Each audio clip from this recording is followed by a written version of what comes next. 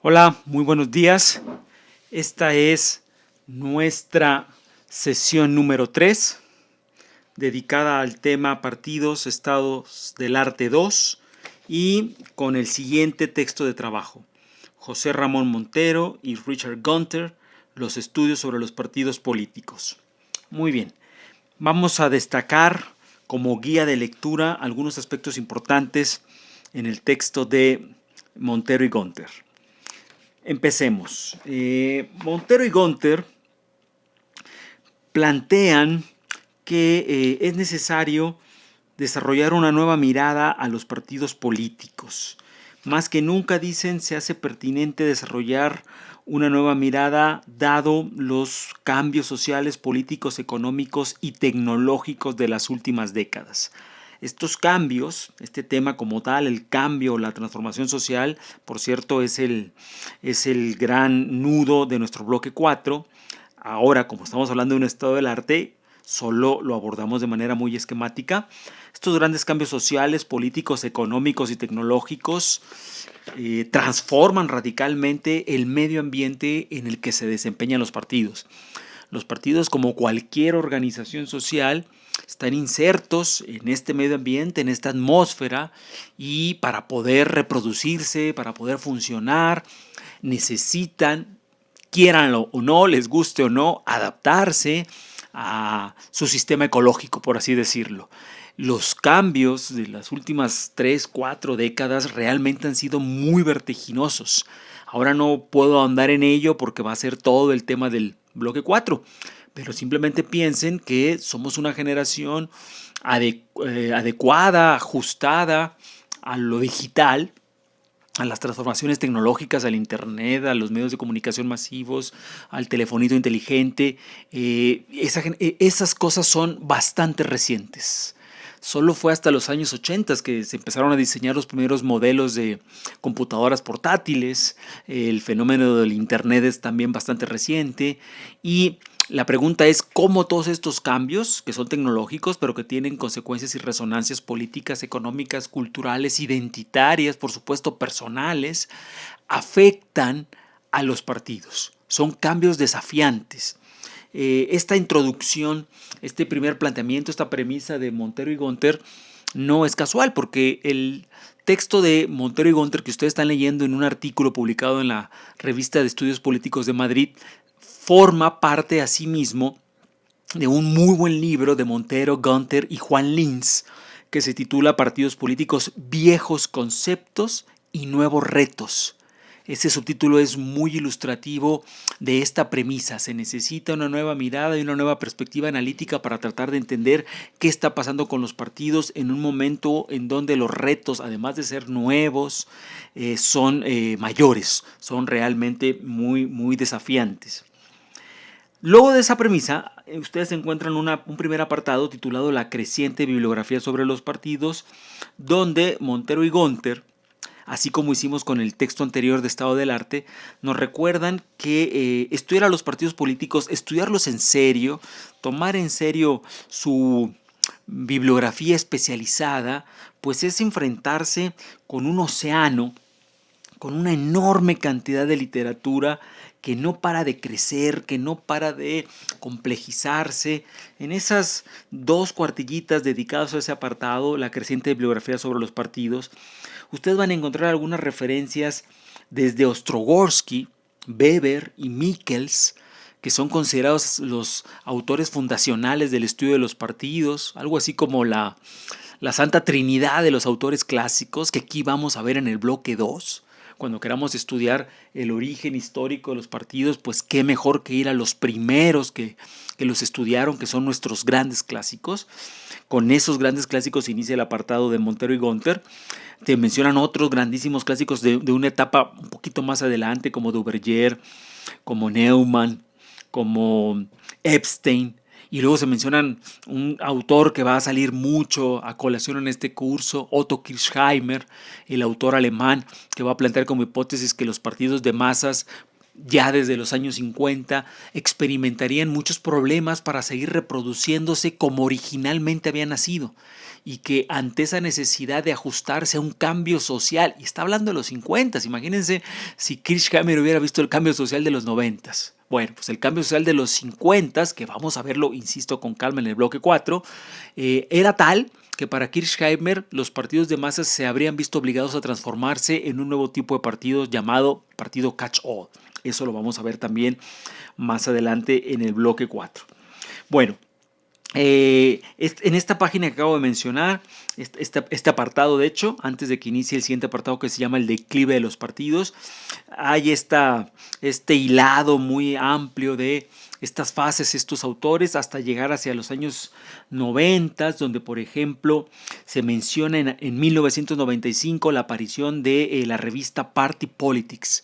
La revista Party Politics, desde que nace hasta el día de hoy, es considerada la revista journal, se le dice en inglés, más importante, especializada en el tema de los partidos políticos. Party Politics es política partidaria y es una revista internacional producida a caballo entre Inglaterra y Estados Unidos, en donde se publican los artículos más recientes a nivel internacional sobre las investigaciones sobre los partidos políticos. Es una revista al día de hoy vigente, les digo la más importante, no la única, hay muchas más, pero esta es la más afamada. Mencionan también por ahí los autores el muy importante manual sobre partidos políticos, en el caso concreto del manual de 2006 de los autores Richard Katz y William Crotty. Es un manual que se titula Handbook of Party Politics, un manual bellísimo, gordo, que hasta ese momento compendiaba hasta 2006 las nuevas líneas de investigación, además de las clásicas y ya conocidas sobre el tema. Es un apartado básicamente que lo que intenta no es apabullarnos con nombres y títulos de libros, sino darnos cuenta de cómo es una literatura boyante, una literatura floreciente, una literatura de la cual yo pensaría que en este curso, si bien nos va, arañaremos el 2-3% de su complejidad, porque es enorme. Una cosa que es muy importante este apartado, y para eso lo saqué a colación, estos nombres y estos autores no aparecen nada más porque sí, y no hay que pasar el ojo por encima de ellos como si cualquier cosa. Los nombres que ya hemos llamado clásicos, por ejemplo, Weber, Michels, Ostrogorsky, Sartori, Duverger, Kirchheimer, y que vamos a leerlos, en el curso no le hacemos ningún favor a nadie si nos aprendemos esos nombres. No es un favor.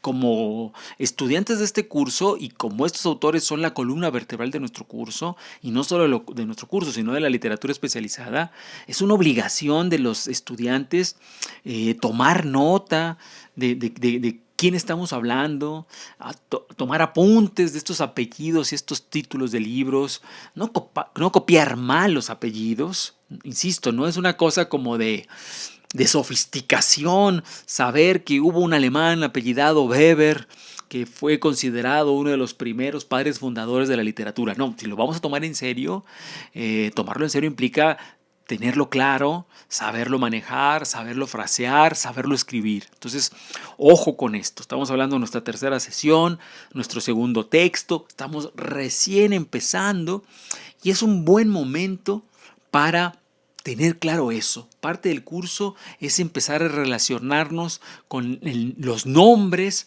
y los libros que estos grandes autores han escrito. Por supuesto, dentro de un plan racional. Yo no les voy a pedir esto para 100 autores y 100 libros, no, pero sí podemos pensar en que al final de este curso haya 10 autores que ustedes pudieran perfectamente ubicar. Acabamos de decir Ostrogorsky, Michels, Weber, Duverger, Sartori, Kirchheimer, y vamos a mencionar otros más. Tenemos 30 sesiones como para decir, bueno, 30 sesiones, 10 nombres y algunos libros clásicos, no debiera ser una tarea muy excesiva, pero sí hay que ponerle atención desde el principio. Luego hay un siguiente apartado que se titula El declive de los partidos. Este es un apartado muy importante porque si alguien quiere tener una radiografía mínima, así al hueso, de cómo encarar el tema de la crisis de los partidos, crisis como declive o crisis como transformación.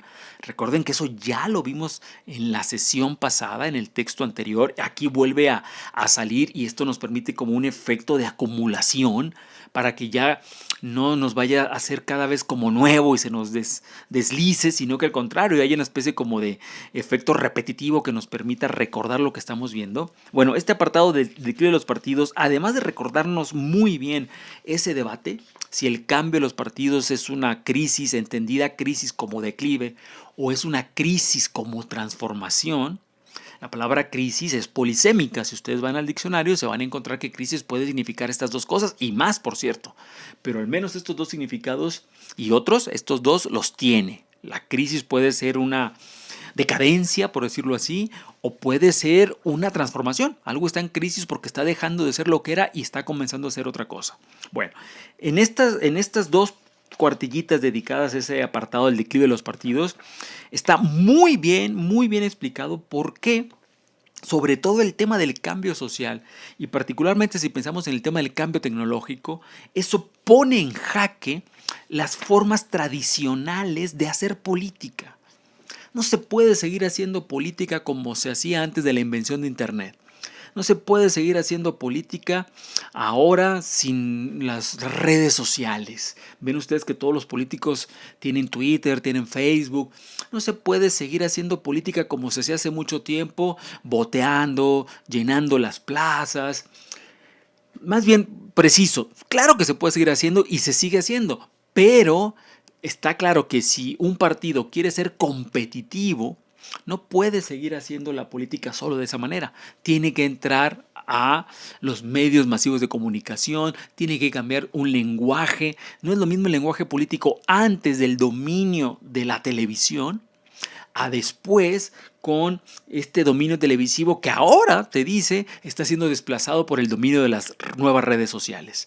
Entonces, ¿cuánto de la política tradicional, clásica, cuando pensamos en un partido de masas, pensamos en una organización masiva, con militantes de base, voluntarios que se ponen la camiseta, que jamás cobran un peso por hacer lo que se hacen, que se sentirían indignados de si alguien quiere pagarle por sus labores, que tienen un eje ideológico muy claro y muy definido? Bueno, ¿cuánto de eso precisamente no se ve erosionado, cuestionado por nuevas formas de sociabilidad? Por eso estamos hablando de cambio social y de cambio tecnológico, ¿sí? Cambio tecnológico y la forma en que eso cambia las interacciones sociales. ¿Cuántos de las personas salen a la calle sin un celular? Es muy difícil cada vez para las personas abandonar un celular porque la interacción social pasa por el telefonito, ¿no? Entonces, ese apartadito es muy bueno para observar por qué existe la premisa de que a mayor cambio tecnológico y mayores repercusiones sociales, culturales, políticas, identitarias de ese cambio tecnológico, no podemos esperar que el mundo de los partidos se mantenga imperturbable, impermeable a esto. Al contrario, vamos a ver en el mundo de los partidos una caja de resonancias de estas transformaciones. Y el debate va a ser si la forma en que los partidos se adaptan a este nuevo entorno supondría, volvemos al punto de origen, una crisis como declive, descomposición, desnaturalización, o más bien una crisis como transformación, ajuste, nuevo equipamiento. Muy bien, después viene un punto, un apartado titulado Las teorías sobre los partidos. Este apartado, otra vez, no casualmente, aparecía también en el texto anterior, en nuestro primer estado del arte, donde se habló, y así hablamos también en nuestro primer archivo de audio, sobre distintos marcos teóricos y metodológicos de estudio. Aquí los autores Montero y Gunter se pasan un buen número de páginas muy ricas, muy interesantes, recordándonos qué fue, por ejemplo, en la ciencia política el estructural funcionalismo y cómo dentro del estructural funcionalismo los partidos se estudiaban de una cierta manera, porque las premisas teóricas, metodológicas, epistémicas e incluso ontológicas, que es una palabra muy rimbombante, pero que luego hablaremos de ella, eran propias, eran singulares. Pero el estructural funcionalismo, explica en Montero y Gunter, entraría en algún momento en desgracia, como en declive, dejaría de ser como el marco más reputado y empezaría a ser desplazado por otros enfoques. Entre esos, Montero y Gunter recuperan uno muy importante, muy dominante en la actual ciencia política, hegemónico incluso, que es el enfoque de la elección racional. Que las premisas, los métodos, las técnicas, los conceptos, el marco epistémico es muy diferente al estructural funcionalista. De entrada, por ejemplo, el estructural funcionalista fue un marco devenido de la sociología y de la antropología. La elección racional está vinculada al marco económico y ahí ya nos cambia todo. No es lo mismo si yo trabajo a los partidos políticos desde un marco con inspiración económica, economicista, a si los veo con un lente sociológico. Voy a ver cosas diferentes.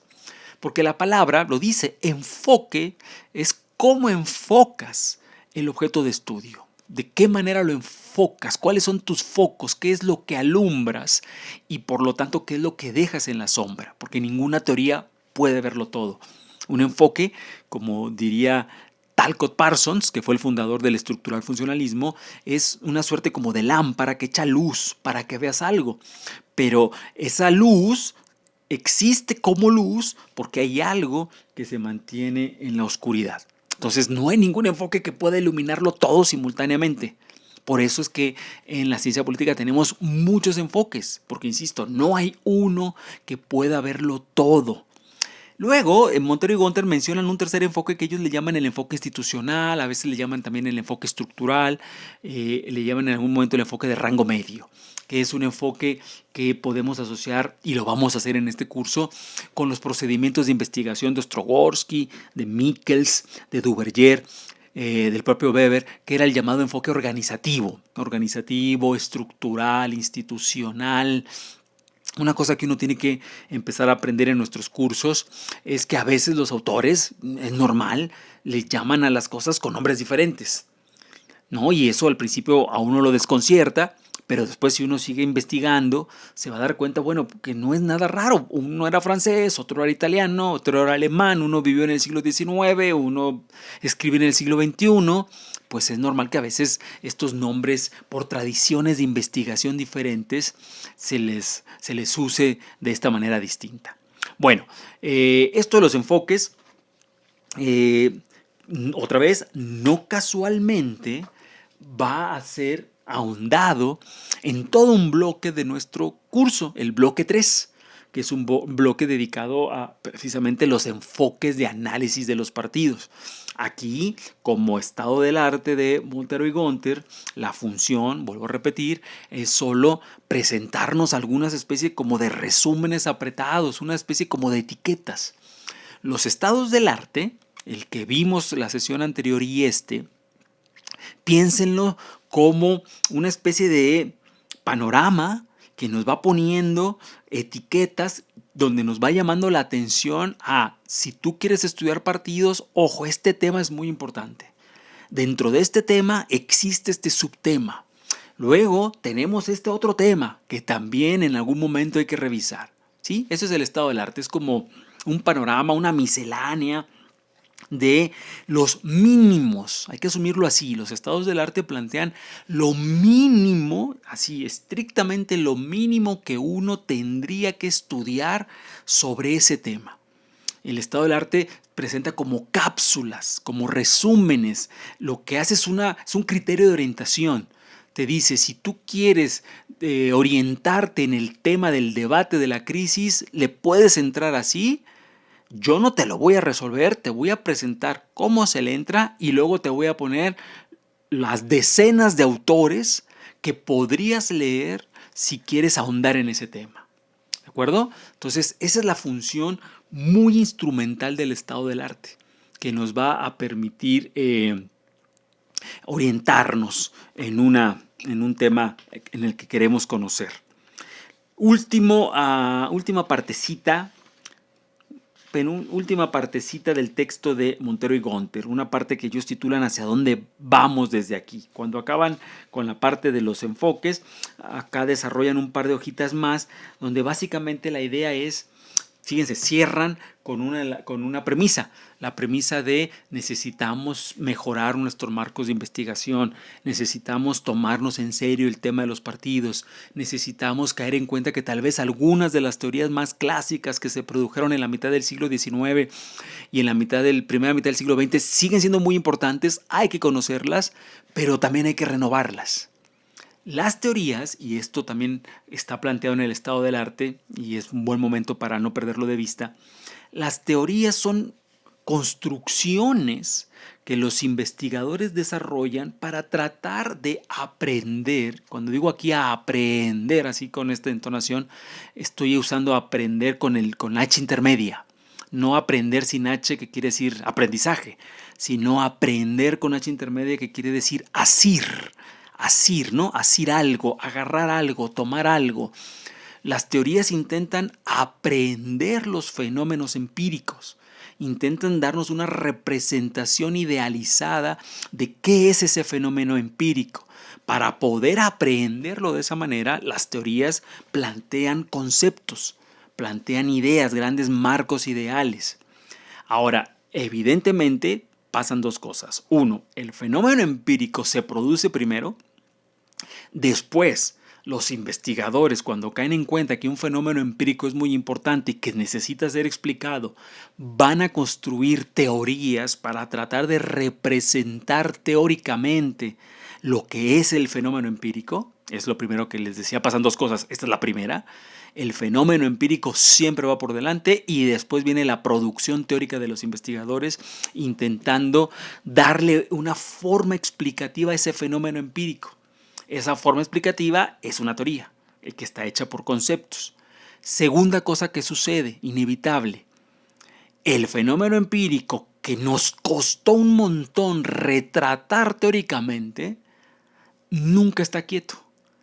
Tarde o temprano abandonará el marco teórico que le diseñamos porque el fenómeno empírico evolucionará, cambiará, mutará y hará que nuestras teorías se vayan quedando atrás, se vayan quedando estrechas, cortas, se vean rezagadas porque ese fenómeno que logramos retratar con una teoría construida en 1962, en el 2008 ya no funciona de esa manera. En el 2008 ese fenómeno tiene otras características, tiene otras dimensiones. Un ejemplo muy fácil, que es lo que pasa con los partidos, pero para poner un ejemplo que ilustre que no solo pasa con los partidos. Si uno revisa las teorías de los movimientos sociales, las teorías clásicas, pues se va a encontrar entre esas teorías clásicas que los movimientos sociales, según algunos teóricos clásicos, eran movimientos de clase. Era la conciencia de clase social la que nutría, formaba y caracterizaba los movimientos sociales. El día de hoy podemos observar cómo hay muchos movimientos sociales que no siguen ese eje de clase social, que se aglutinan en base a otras demandas, en base a otras características, en base a otros móviles. Ahí nos encontramos frente a un dilema. O estos movimientos sociales, por decir un chiste, los agarramos a librazos, con nuestro libro de movimientos sociales les golpeamos para que se vuelvan a meter al libro, porque están rompiendo nuestras teorías, están echándonos a perder nuestros marcos teóricos, que irrespetuosos. O, número dos, caemos en cuenta que nuestro libro que tenemos en la mano y que revisamos y que fue publicado en 1964, pues probablemente, como pasa con todo en estos fenómenos, se viene quedando retrasado ante nuevas evoluciones de los fenómenos empíricos. Por eso, en esta última parte del texto de Montero y Gunter, nos vuelven a llamar la atención al hecho de caer en cuenta que la literatura de partidos políticos es siempre dinámica, que enfrenta siempre el desafío de renovarse. Eso no quiere decir que ignoremos todo lo que se produjo antes, porque precisamente la renovación es una renovación hecha a conciencia y con la perspectiva de lo que tenemos. No podemos empezar de cero. Pero tampoco podemos quedarnos solo con lo que tenemos.